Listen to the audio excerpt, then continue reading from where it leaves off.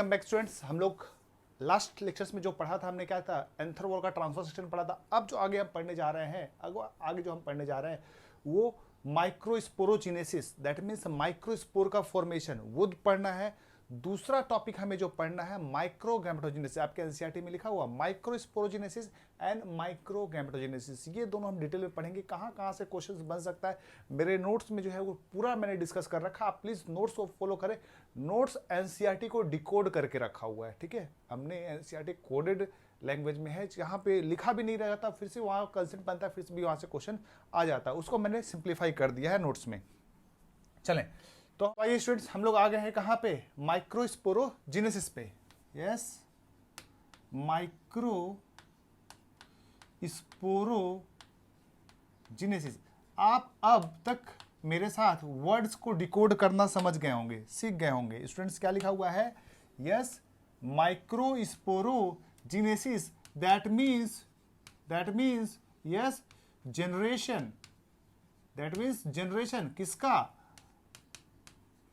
Microspore का, microspore का। ये क्या है भाई साहब सुनिए, माइक्रोस्पोर दैट मीन्स ऐसा स्पोर जो छोटा हो उसको माइक्रोस्पोर बोलेंगे। दैट मीन्स मेगा स्पोर भी होगा, फीमेल जो होती है उसको हम लोग मेगा स्पोर बोलते हैं। नाउ आपने अभी थोड़ी देर पहले पढ़ा था क्या, पोलन सैक, याद आ रहा है, पोलन सैक था इसके अंदर, यस याद आ रहा है, पोलन सैक, इसके अंदर इस तरह से पोलन सैक था ना। इस पोलन सैक के अंदर स्टूडेंट्स, एक पोलन सैक को मैंने बाहर निकाला तो इसके अंदर पाया जाता है क्या, स्पोरोजेनस टिश्यू। क्या पाया जाता है इसके अंदर, बोलिए मेरे साथ, स्पोरोजेनस टिश्यू। ना ये स्पोरोजेनस टिश्यू जो होता है क्या होगा, sporogenous, that means spore forming tissue को हम लोग क्या बोलेंगे, sporogenous tissue. Spore forming tissue को हम लोग क्या बोलेंगे, बोलिए मेरे साथ, स्पोरोजेनस टिश्यू। ना ये स्पोरोजेनस टिश्यू स्टूडेंट्स डिप्लॉयड होता है, कैसा होता है, two n, that means diploid. Now ये स्पोरोजेनस टिश्यू में से कुछ सेल्स डिफरेंशिएट होगा, ठीक है, जिसको हम लोग बोलेंगे पोलन मदर सेल। क्या बोलते हैं इसको, पोलन मदर सेल। नाउ ये जो पोलन मदर सेल है, आपका जो पोलन मदर सेल है, इसी को हम लोग बोल सकते हैं microspore mother cell, microspore mother cell. Now अब ये माइक्रोस्पोर मदर सेल से या पोलन मदर सेल से बनेगा हमारा माइक्रोस्पोर। क्या बनेगा, माइक्रोस्पोर बनेगा, क्या हमारा माइक्रोस्पोर। ना स्टूडेंट्स ये माइक्रोस्पोर ध्यान रखिएगा हैप्लॉइड होता है। क्या होता है, हैप्लॉइड। ना आप देखिए क्वेश्चन आपसे कैसा पूछेगा, बोलेगा एक प्लांट है जिसके अंदर 14 नंबर ऑफ क्रोमोसोम्स है। एक प्लांट है जिसके अंदर 14 नंबर ऑफ क्रोमोसोम्स है। अब बताइए उसके माइक्रोस्पोर में कितना होगा, यस हाफ हो जाएगा, that means 7 number of chromosome. समझ में आया, इस तरह से क्वेश्चंस नीट में आते हैं ना। एक बात और ध्यान दीजिए, स्पोरोजेनस टिश्यू है, पोलन मदर सेल्स बना, ये पोलन मदर सेल्स और माइक्रोस्पोर मदर सेल्स भी डिप्लॉयड था। तो ऐसा क्या हुआ जो माइक्रोस्पोर बना वो हैप्लॉइड हो गया। भाई साहब यहाँ पे बहुत बड़ा कांड हुआ है। क्या कांड हुआ है यहाँ पे हुआ है मियोसिस डिवीजन।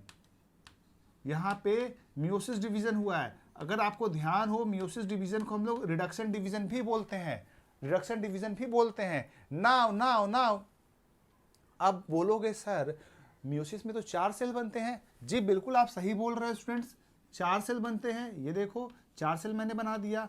नाउ ये जो स्ट्रक्चर बना इसको हम लोग बोलते हैं माइक्रोस्पोर टेट्राड। माइक्रोस्पोर 4 है, इसीलिए इसको हम लोग बोलते हैं माइक्रोस्पोर टेट्राड। नाउ ये माइक्रोस्पोर टेट्राड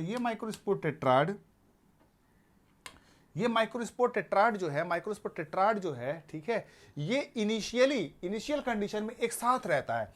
क्यों एक साथ रहता है? क्योंकि इसके चारों तरफ एक लेयर पाया जाता है जिसको हम लोग कैलेज लेयर बोलते हैं। यस, इसको हम लोग क्या बोलेंगे? Callose layer. तो इनिशियली क्या है, चारों माइक्रोस्पोर एक साथ है, जिसको हम लोग बोल रहे हैं माइक्रोस्पोर टेट्राड। बोलिए हाँ या ना। दैट मीन्स यहां से यहां तक का जो पूरा स्टेप है, यहां से यहां तक का जो पूरा स्टेप है स्टूडेंट्स, इसको हम लोग बोलते हैं माइक्रोस्पोरोजिनेसिस। माइक्रोस्पोरोजिनेसिस। देखो आपका एनसीईआरटी का कितना अच्छा नोट्स बन रहा है, ठीक है, और इससे भी बेटर नोट्स मैंने नोट्स में बना के रखा है, ठीक है, सब कुछ एक्सप्लेन्ड है। तो यहां से क्या क्या क्वेश्चन पूछेगा आपसे? क्वेश्चन बनता है पोलन मदर सेल्स डिप्लॉयड होता है या हैप्लॉयड होता है। पोलन मदर सेल से क्या बनता है ये क्वेश्चन पूछेगा। कितने बनते हैं ये पूछेगा। माइक्रोस्पोर जो टेट्राड होता है इनिशियली एक साथ रहता है, बाद में स्टूडेंट्स, बाद में यहां पे एक एंजाइम लगता है जिसको हम लोग बोलते हैं कैलेज एंजाइम। यस, कौन सा एंजाइम बोलिए मेरे साथ? यस, एक एंजाइम आएगा, इसका नाम होगा कैलेज, और ये कैलेज एंजाइम इस लेयर को डिस्ट्रॉय कर देगा और ये सब अलग अलग हो जाएंगे। लेकिन एक चीज आप देखिए, ये जो टेट्राड है, ठीक है, एनसीईआरटी में नहीं है लेकिन बहुत इंपॉर्टेंट है, कई बार पूछा जा चुका है। तो ये अरेंज होता है, डिफरेंट शेप्स बनाता है अरेंज होके, ठीक है। पहला शेप मैं आपको बताता हूं, टेट्राहेड्रल शेप। यस, अगर आपको टेट्राहेड्रल शेप याद हो, 3 सामने और एक पीछे, इसको हम लोग बोलते हैं टेट्राहेड्रल। ओके, नाउ ये मोस्ट कॉमन टाइप है, बस इतना याद कर लो, ठीक है। मैंने एग्जांपल सारे के दे रखे हैं नोट्स में, ठीक है, सब नहीं याद करना आपको। फिर होता है चारों सामने अरेंज होंगे, इसको हम लोग बोलते हैं आइसोबाइलेटरल।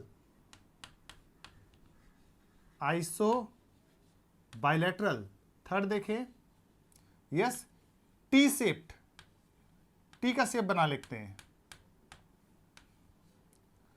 T shaped. फिर स्टूडेंट्स वहीं पाया जाता है लीनियर,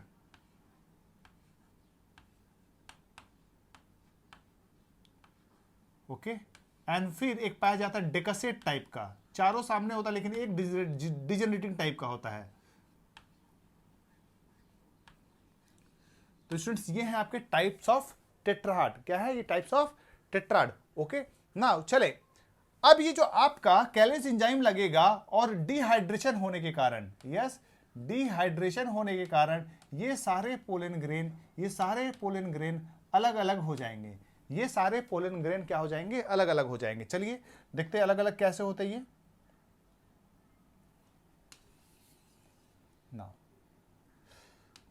नाउ अब स्टूडेंट्स जो हम आगे पढ़ने जा रहे हैं स्ट्रक्चर ऑफ पोलन ग्रेन, ठीक है। ये तो आपने माइक्रोस्पोर देखा, यही माइक्रोस्पोर जो होता है डेवलप होता है पोलन ग्रेन में। यस, आगे हम पढ़ रहे हैं स्ट्रक्चर ऑफ पोलन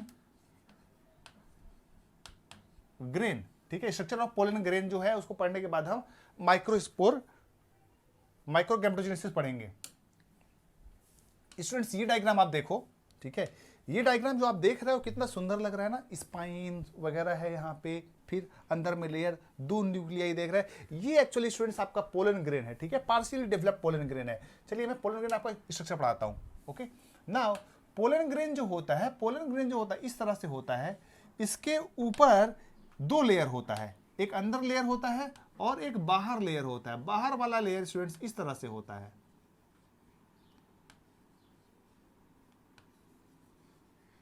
यस, ये जो बाहर वाला लेयर होता है स्टूडेंट्स, बाहर वाला लेयर होता है, इसको हम लोग बोलते हैं एक्साइन।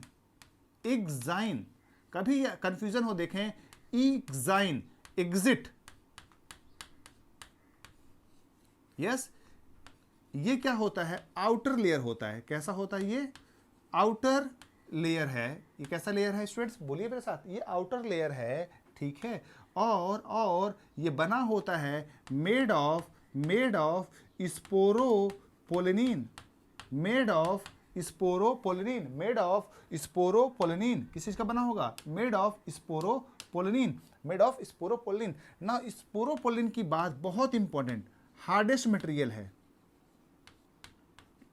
हार्डेस्ट मटेरियल है, ये आपको याद रखना है। It is a hardest material. और एक चीज आप याद रखिए, और एक चीज आप याद रखिए, ये हार्डेस्ट मटेरियल तो है ही, ठीक है, लेकिन ये किस चीज का बना हुआ है, ये क्वेश्चन आपसे पूछा जाएगा। इसको बनाने वाला कौन है? Yes, Ubisch, revision of last class, Ubisch body. Now Ubisch body कहां से आता है? यस, टापेटम से। याद आया? ये सारे क्वेश्चन है। टापेटम बनाएगा यूबिस्क बॉडी से बनेगा क्या? स्पोरोपोलिन बनाएगा क्या? एक्साइन। ये सारे के सारे क्वेश्चन है। नाउ ये hardest material in the plant kingdom में इतना हार्ड है कि ये रेजिस्टेंट है, resistant to physical, biological, chemical damage, even acid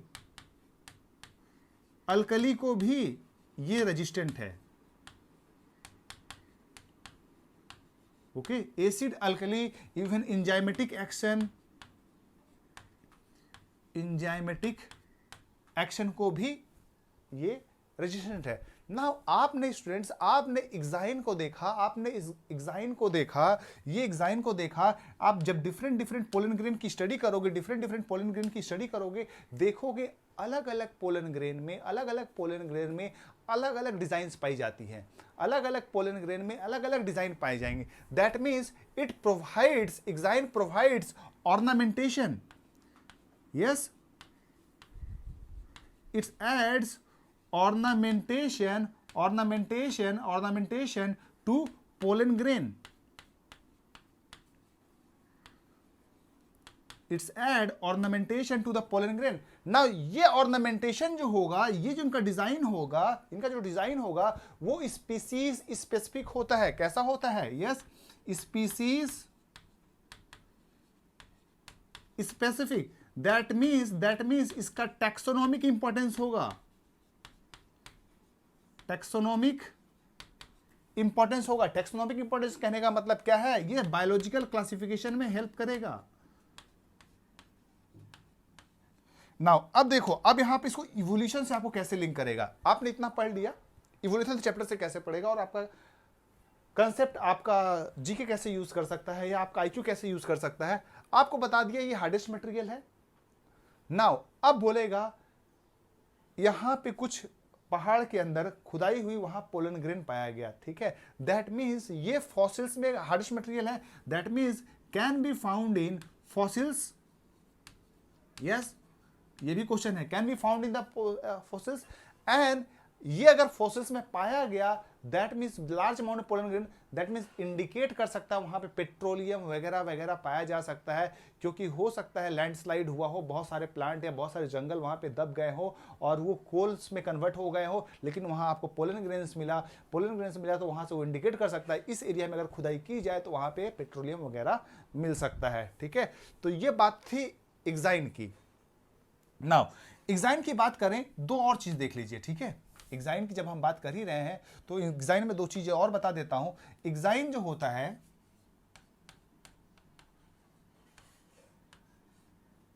insect pollinating plant में, यस, इंसेक्ट पॉलिनेटिंग में क्या होता है? ये स्पाइनी होता है, ताकि उस इंसेक्ट्स के पांव में ये जाके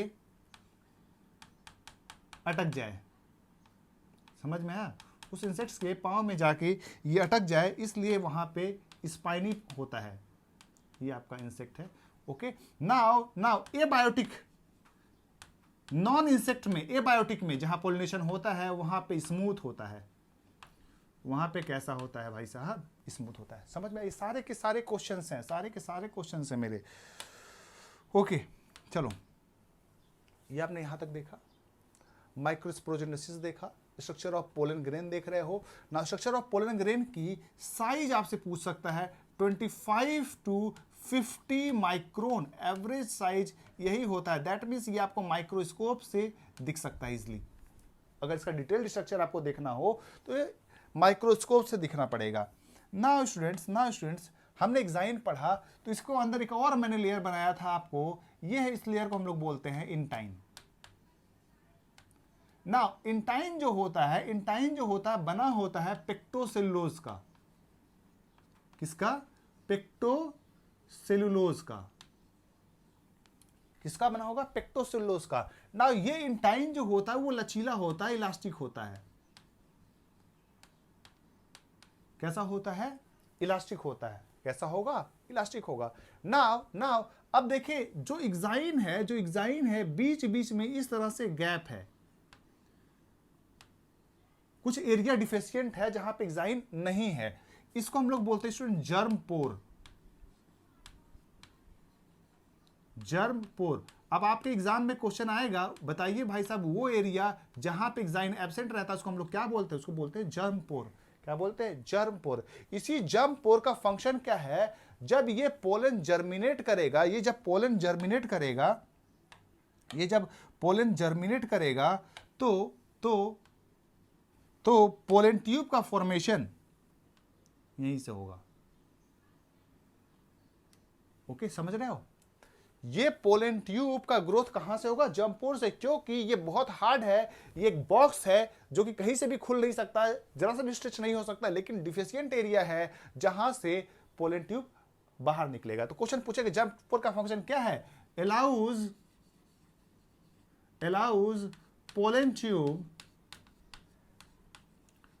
tube to come out. Allows pollen tube to come out. समझ में आया? पोलन ट्यूब यहां से कम बाहर आएगा। नाउ देखिए, इसके अंदर न्यूक्लियस है। अब ये जो न्यूक्लियस का क्या चेंजेस होता है वो हम आगे देखते हैं, ठीक है? नाउ ये आपने देखा। ओके, नाउ एक बार फिर से हम पढ़ लेते हैं, अभी तक हमने आपको क्या क्या पढ़ा दिया है। यस, फिर हम आगे बढ़ेंगे। तो हमने पढ़ा दिया स्टूडेंट्स आपको क्या? माइक्रोस्पोरोजेनेसिस। माइक्रोस्पोरोजेनेसिस का मतलब क्या बताया? Gamete of formation of microspore. किससे बनेगा? माइक्रोस्पोर मदर सेल से। कहां बनेगा? यस, पोलन सैक में बनेगा। किससे बनेगा? स्पोरोजेनस टिश्यू से, जिसको हम लोग बोलते हैं pollen mother cells. Microspore mother cell जो कि क्या होता है? डिप्लॉयड होता है, उसमें मियोसिस होगा, वो बनेगा हैप्लॉयड माइक्रोस्पोर बनेगा। चारों माइक्रोस्पोर जो होता है एक साथ रहता है पहले, उसको हम लोग माइक्रोस्पोर टेट्राड बोलते हैं। चारों तरफ उसके लेयर होता है जिसको हम लोग कैलोस लेयर बोलते हैं। बाद में एक एंजाइम से डिसॉल्व होता है, इस एंजाइम का नाम कैलेज है। ओके, इस प्रोसेस को हमने नाम दिया क्या? माइक्रोस्पोरोजेनेसिस। नाउ फिर आपने देखो, आपने टाइप्स ऑफ टेट्राड देख रहे हो आप। टाइप्स ऑफ टेट्राड में क्या होता है? टेट्राहेड्रल, आइसोबाइलेटरल, टी सेट, लीनियर और डेका सेट। एग्जांपल आपके नोट्स में मैंने दे रखा है, वहां से आप इसको रट सकते हो अगर रटना चाहो। नाउ फिर आपको स्ट्रक्चर बताया पोलन ग्रेन में 2 लेयर होता है, एक्साइन एंड टाइन। एक्साइन जो होता है हार्डेस्ट मटेरियल है, स्पोरोपोलिन का बना होता है। स्पोरोपोलिन किस चीज का बना होता है? कैरोटिनॉइड्स का, फैट का बना होता है। वो किससे बनता है? यूबिस्क बॉडी से। यूबिस्क बॉडी कहां से निकलता है? टापेटम से। समझ में आया? साइज क्या होगा? 25 से 50 माइक्रोन।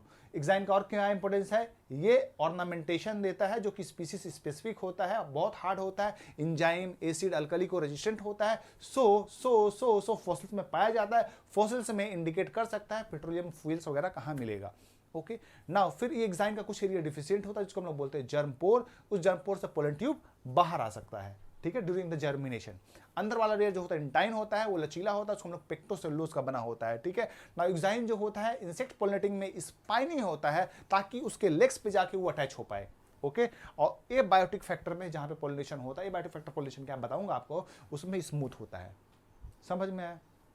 चले अब हम थोड़ा और आगे बढ़ते हैं। ओके, नाउ स्टूडेंट आप ध्यान दीजिए, इस तरह से आपने स्ट्रक्चर देखा था। ओके, क्या एंथर? अब देखो इस तरह से एक सैक का एक लोब का पूरा एक साथ अटैच हो जाए और एक लोब का पोलन ग्रेन एक साथ अटैच हो जाए, इसको हम लोग बोलते हैं पोलिनियम। क्या बोलते हैं? पोलिनियम। तो इस तरह से क्या हो गया? पोलिनियम है। ये पूरा स्ट्रक्चर जो होगा यहां पे अटैच हो जाएगा एक स्ट्रक्चर से, इसको हम लोग बोलते हैं ट्रांसलेटर एपरेटस। ट्रांसलेटर एपरेटस, समझ में आया? एक पोलन सैक का पूरा पोलन ग्रेन एक साथ अटैच हो गया, एनसीईआरटी के बाहर पर इंपॉर्टेंट है, अटैच हो गया, उसको हम लोग बोल रहे हैं ट्रांसलेटर। और ये जो बैग हो गया पूरा, उसको हम लोग पोलिनियम बोल रहे हैं, ठीक है। और चिड़िया जो होता है उसको लेके उड़ता रहता है। समझ में आया? तो ये बहुत इंपॉर्टेंट है। नाउ देखें, इंसेक्ट पोलिनेटिंग प्लांट्स में, ठीक है, इंसेक्ट पोलिनेटिंग प्लांट में फॉर्मेशन होता है पोलन किट का।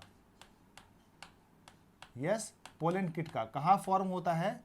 ये पोलन किट जो होता है कहाँ फॉर्म होता, पाया जाता है इंसेक्ट पोलिनेटिंग प्लांट में।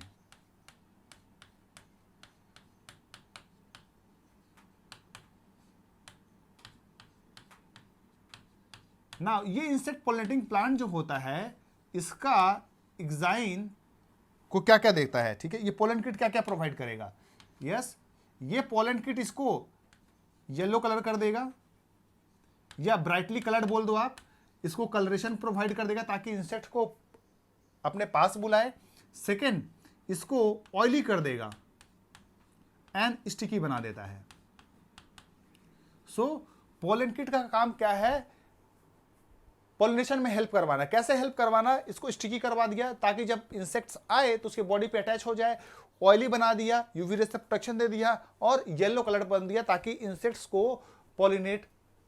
को सामने अपने पास बुला पाए। ठीक है, ये पोलन किट है। पोलन किट और ट्रांसलेटर अपरेटस, ये दोनों बहुत इंपॉर्टेंट है। मैंने आपके नोट्स में इसका डिटेल दे रखा है, वहां से प्लीज आप एक बार पढ़ लेना। ओके, चलो नाउ अब आ जाते हैं हम लोग यस माइक्रो गैमेटोजेनेसिस पे। कहां आ गए हम लोग? टॉपिक हमारा माइक्रो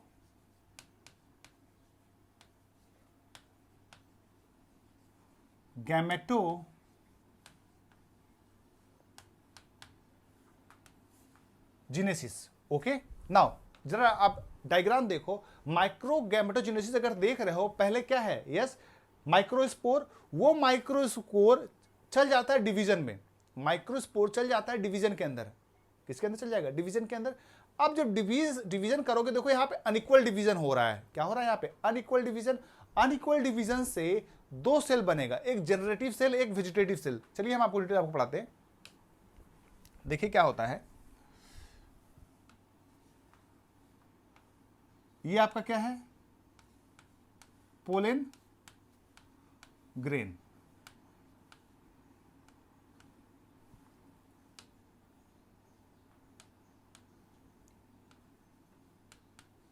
क्या है बेटा? ये आपका पोलन ग्रेन।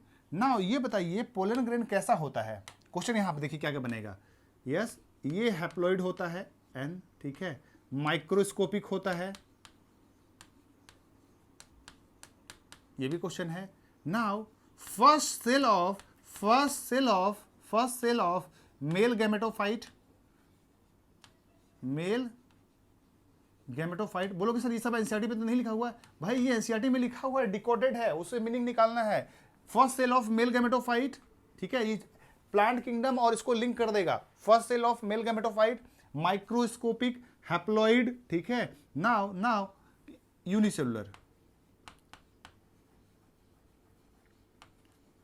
यूनिसेलुलर। ठीक है, ये चार पॉइंट्स आपको कहीं भी क्वेश्चन ये सारे आ चुके हैं। हैप्लॉइड होता है, माइक्रोस्कोपिक हो सकता है, first cell of male gametophyte होता है, यूनिसेलुलर होता है। ये अलग अलग 200 क्रोमोसोम्स है डिप्लॉइड सेल्स में। बताइए पोलन ग्रेन में कितना पाया जाएगा? 100। आपको बता देना क्योंकि हैप्लॉइड होता है, प्लांट बॉडी कैसा होता है? डिप्लॉइड। नाउ ये पोलन ग्रेन आपको दिख रहा है। नाउ इस पोलन ग्रेन के अंदर ये चल जाएगा डिवीजन के अंदर। ठीक है, इस तरह से आप देखोगे यहां पे स्पिंडल शेप डिवीजन होगा। ठीक है, स्पिंडल शेप डिवीजन होने के बाद यहां पे 2 अनइक्वल सेल्स बनेंगे। ओके, एक छोटा सा सेल और एक बड़ा सेल। ठीक है, ये जो छोटा सेल है इसको हम लोग बोलते हैं जनरेटिव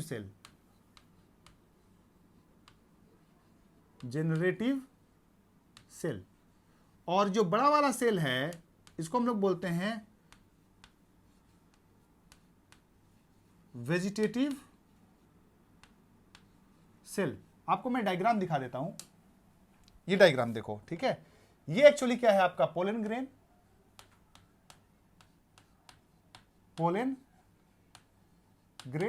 अब ये पोलन ग्रेन चला गया कहां? गैमेटोजेनेसिस की तरफ प्रोसीड कर रहा है। यस, गैमेटोजेनेसिस की तरफ प्रोसीड कर रहा है।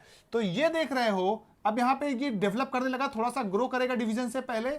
ठीक है, यहां पे वैक्यूल्स आ गया, न्यूक्लियस है। नाउ ये देखो, स्पिंडल शेप एसिमेट्रिक डिवीजन होगा, एसिमेट्रिक स्पिंडल बना है, ठीक है। एसिमेट्रिक स्पिंडल बनने का मतलब समझो, ऐसे डिवीजन हो जाएगा, समझ रहे हो, एसिमेट्रिक डिवीजन होगा, क्योंकि माइटोसिस पढ़े हो ना, बी से डिवीजन होता है, एसिमेट्रिक यहां से डिवीजन हो जाएगा, समझ रहे हो, एसिमेट्रिक डिवीजन होगा यहां से ऐसे, ठीक है। तो ये वाला जो सेल होगा वो जनरेटिव सेल हो जाएगा, ये जो बड़ा वाला सेल हो जाएगा वेजिटेटिव सेल हो जाएगा, ठीक है। बड़ा वाला सेल जो होगा, वेजिटेटिव सेल जो होगा, उसके पास फूड मटेरियल स्टोर होगा, ठीक है, उसका काम होगा नरिश करना, जो गैमेट आगे बनेगा। चलो, तो स्टूडेंट्स हम लोग कहां आ गए, तो देखा आपने जो बड़ा वाला सेल है, उसको हमने वेजिटेटिव सेल दे दिया नाम, और छोटा वाला जो जनरेटिव सेल हो गया, ठीक है। ये स्मॉलर होगा, ये लार्जर होगा, इसके पास वैक्यूल्स पाया जाता है, और स्टोर्ड फूड भी होता है, इसके पास स्टोर्ड फूड होता है, ठीक है। तो नाउ तो ये देखो, ये जनरेटिव सेल जो होता है इतना छोटा होता है कि फ्लोट्स, एनसीईआरटी में लिखा हुआ है फ्लोट्स इन साइटोप्लाज्म, ये generative cell floats in cytoplasm of vegetative cell, समझ में आया ना। तो ये यूनिसेलुलर था, एक सेल का था, ये कैसा हो गया, दो सेल हो गया, बाइसेलुलर हो गया, दो सेल का हो गया, इसको हम लोग बोलेंगे बाइसेल्ड। नाउ ये हो गया आपका पार्शियली डेवलप्ड मेल गैमेटोफाइट, ये सब पार्शियली डेवलप्ड मेल गैमेटोफाइट है, ठीक है। नाउ इस कंडीशन में ये देखो, इस कंडीशन में दो चीज होता है, नाउ इस कंडीशन में दो चीज होता है,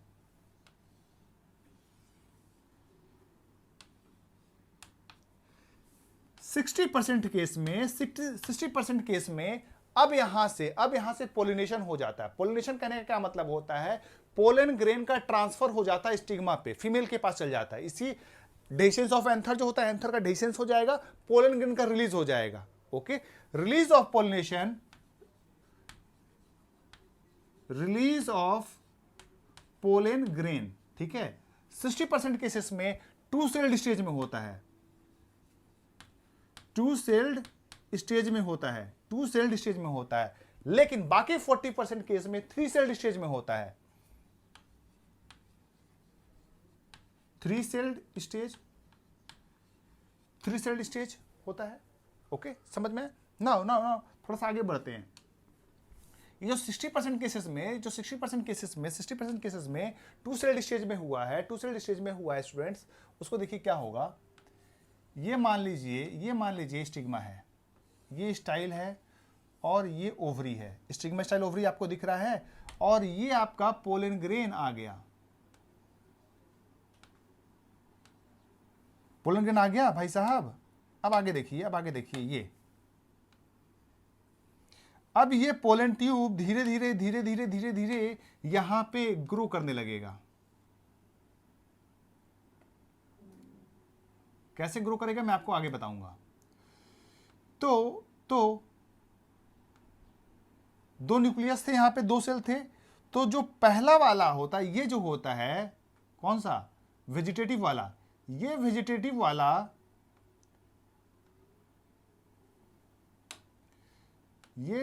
वाला स्टूडेंट्स यहां से अब ये धीरे धीरे यहां ट्रेवल करते हुए यहां चला आएगा। इसीलिए स्टूडेंट्स हम लोग इसको बोलते हैं ट्यूब न्यूक्लियस, ओके। इसको हम लोग क्या बोलते हैं, ट्यूब न्यूक्लियस। क्या उसको बोलेंगे, ट्यूब न्यूक्लियस। ये ड्राइवर ऑफ पोलन ट्यूब का काम करता है। यस, ये अंदर चला जाएगा। अंदर में अभी भी कौन बैठा हुआ है, वेजिटेटिव सेल। अब धीरे धीरे जनरेटिव सेल, अब धीरे धीरे जनरेटिव सेल नीचे आएगा ना। ये आपका जो जनरेटिव सेल ये माइटोसिस करेगा, और दो स्पर्म का फॉर्मेशन करवाएगा। ये जनरेटिव सेल था, मान लो डिवाइड करके इस तरह से दो स्पर्म का फॉर्मेशन करवाया ना। ये दोनों स्पर्म जो होते हैं हैप्लॉइड हैं, क्योंकि माइटोसिस हुआ है, और ये नॉन मोटाइल होते हैं। कैसे होंगे, नॉन मोटाइल होंगे। समझ में आया? जरा एक क्वेश्चन, अब देखिए आपसे क्वेश्चन क्या पूछेगा। नाउ ये जो 3 सेल्ड स्टेज बना, ये जो 3 सेल्ड स्टेज बना, इसको हम लोग बोलते हैं फुल्ली डेवलप्ड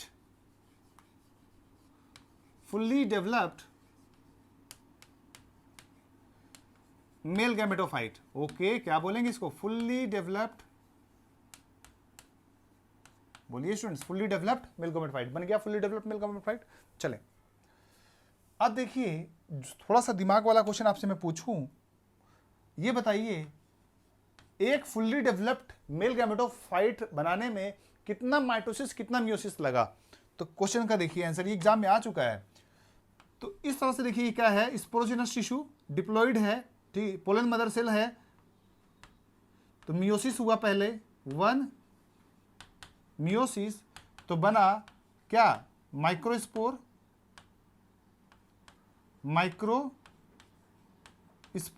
इसी माइक्रोस्पोर में फिर माइटोसिस हुआ, या पोलन ग्रैन्ड इसको बोल लो, माइटोसिस हुआ तो बना क्या? जनरेटिव सेल, वेजिटेटिव सेल, फिर माइटोसिस हुआ किसमें? जनरेटिव सेल में, फिर माइटोसिस हुआ सिर्फ जनरेटिव सेल में, तो 2 स्पर्म का फॉर्मेशन हो गया। That means fully developed male जो गैमेटोफाइट है उसमें 1 मियोसिस और 2 माइटोसिस का जरूरत पड़ता है। ठीक है, 1 मियोसिस 2 माइटोसिस का जरूरत पड़ता है।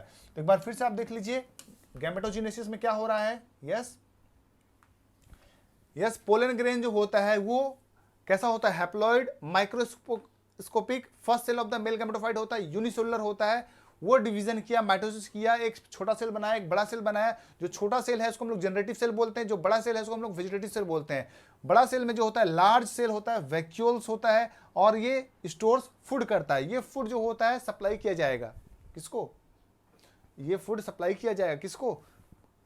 गैमेट्स को यार। तो ये स्मॉलर होता है, floats in the cytoplasm of VC. ठीक है, इसमें थिक न्यूक्लियस होता है, नाउ देखिए 60% केस में पोलिनेशन हो जाता है 2 सेल्ड स्टेज में, बाकी 40% में ये जनरेटिव सेल डिवाइड करके 2 स्पर्म का फॉर्मेशन करवाएगा। दैट मीन्स बाकी 40% केस में 2 स्पर्म और 1 वेजिटेटिव सेल के किस में पोलिनेशन होता है। सो यहां पे देखा आपने डेवलपमेंट ऑफ क्या हो रहा है? यस, मेल गैमेटोफाइट का। ठीक है, fully developed male gametophyte 3 sailed structure होता है। ओके, फिर आपने देखा यहां पे कितना मियोसिस कितना माइटोसिस का दरकार पड़ता है, ये है। ठीक है, फटाफट आप इसको नोट डाउन करिए, फिर हम आगे बढ़ते हैं। ओके, चलें, अपना एक बार नोट्स आप देख लीजिए कहां तक मैंने पढ़ा दिया आपको। यस,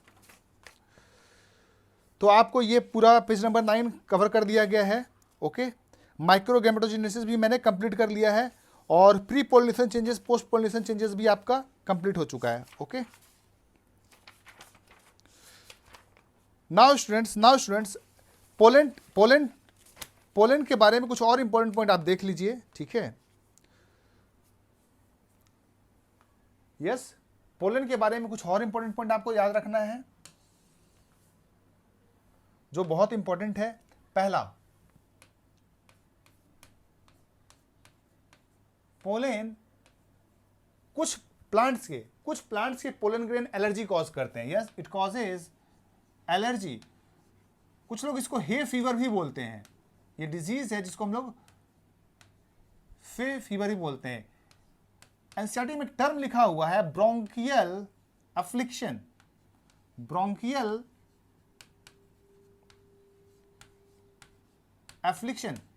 ये ब्रोंकियल अफ्लिक्शन क्या है? एक्चुअली ब्रोंकाइटिस है। दैट मीन्स ये आपने ट्रैकिया अगर याद होगा, ट्रैकिया डिवाइड होकर ब्रोंकाई बनाता था।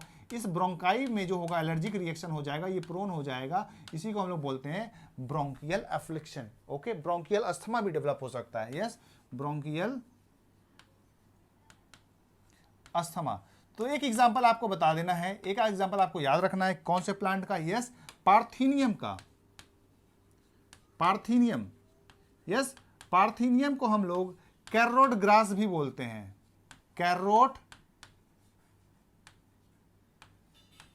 यस, क्वेश्चन है ये भी क्वेश्चन है। पार्थीनियम को कैरोट ग्रास बोलते हैं। ये हमारे कंट्री में कहां से आया? इंपोर्टेड व्हीट से। Came to India came to India with imported came to India with imported wheat. imported wheat के साथ ही इंडिया में आया है. चलें और कुछ हम आते हैं. नाउ पोलैंड में बहुत ज़्यादा एनर्जी होता है, इसीलिए बहुत सारे वेस्टर्न कंट्रीज में ये पोलैंड टैबलेट और पोलैंड सिरप के फॉर्म में अवेलेबल है. पोलैंड सिरप ऐसा माना देखा गया है, it increases horse power, horse की शक्ति को बढ़ा देता है, एज वेल एज अगर एथलीट भी इसको लेते हैं, एथलेटिक एक्टिविटी, उनकी एथलेटिक पावर को भी ये इंक्रीज करता है. Okay. Third important point, pollination तभी वैलिड है जब, पॉलिनेशन एक्चुअली है क्या, ये मान लीजिए पोलन ग्रेन है, ये स्टिग्मा स्टाइल एंड ओवरी, तो ये पोलन ग्रेन पहुंच जाए स्टिग्मा पे, इसी को हम लोग बोलते हैं क्या, पॉलिनेशन. लेकिन it should reach within viability period of viability. भाई पोलन ग्रेन जो है उसका भी जिंदा रहने का एक टाइम पीरियड है. It should reach the female partner before expiry इसका खत्म होने से पहले जो पहुंच जाना फीमेल पार्टनर के पास. अब ये period of viability vary from plant to plant. For example wheat ले लो, उसमें इसका ड्यूरेशन होता है 30 मिनट. समझ में आया? ये सारे के सारे क्वेश्चंस हैं और सारे के सारे क्वेश्चंस आ सकते हैं. अभी तक मैंने देखो 7-8 क्वेश्चन आपका यहीं पे कवर कर दिया. क्या यस, पार्थिनियम जो कि आपका अस्थमा कॉज करता है, ब्रोंकियल एफ्लिक्शन के नाम से आ सकता है, ब्रोंकाइटिस हो सकता है. कैरट ग्रास बोलते हैं, कहां से आया, बाहर से आया, इंडिया में, ये हमारे कंट्री का नहीं है. Okay. Now pollen tablet, pollen syrup बहुत लोग यूज करते हैं वेस्टर्न कंट्रीज में, और pollination should be before the viability. Yes, viability खत्म होने से पहले ही हो जाना है. ओके. तो ये खत्म हुआ. अब आगे हम लोग क्वेश्चन आंसर सेशन स्टार्ट करते हैं. स्टूडेंट्स आप अपने नोट्स को पढ़ लीजिए, मैंने पूरा कवर कर दिया आपका. ओके.